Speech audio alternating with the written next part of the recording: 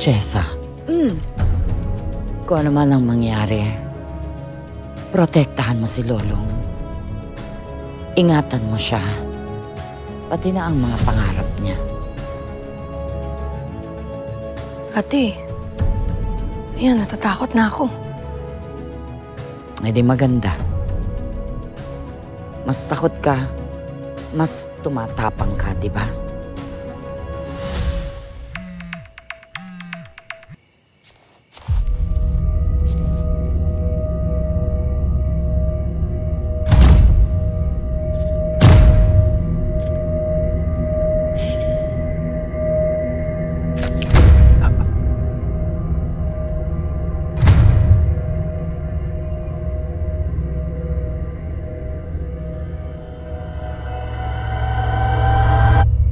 Di gumagaling ang sugat ko.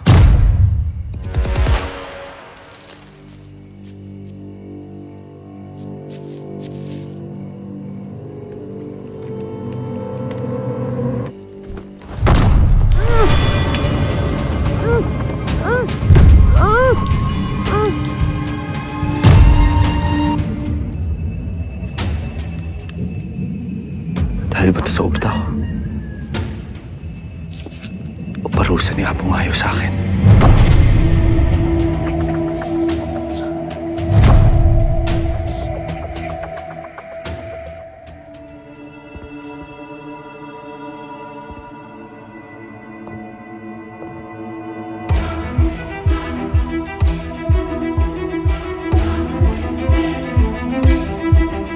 Ano ba talaga ang plano mo, Julia? Hindi ba natin siya ipalagay? Or ipapakrimen? Hindi ako Diyos. Wala. Pero sabi nga nila, demonyo ako. Kaya gagawin ko ang lahat para ibalik ang buhay ng anak ko. Paano? Sabihin mo sa akin kung tutulungan kita. Gagamitin ko ang utak. Ano ba ang pinag-aagawan ng Lolong?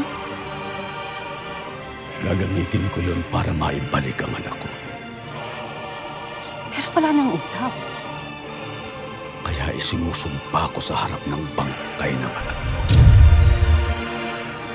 Nagagawin ko ang lahat para makita ka ulit at mahanap ang dambuhalang buhay na yun at maibalik sa akin ang tao. Hawak ko na ang ugtaw pero inagaw sa hayop na Lolong na yon. Silang dalawa ng dambuhalang buhayan na yon. Si Dakila. Dakila? Si Dakila ang kaibigang buwayan ni Lolong.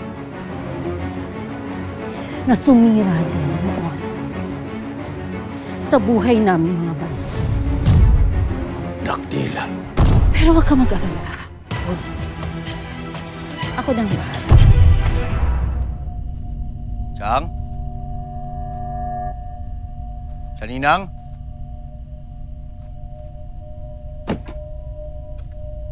Chang? Oh. Nasaan naman siya, Ninang? Hindi ko alam. Yun nga rin ang tanong ko. Nasaan ang ate na punong-puno ng drama? Chang, kanina iniwan ko kayo dito. Magkasama pa ho kayo, Umalis ako. Itong telepono ko lang yung kasama ko.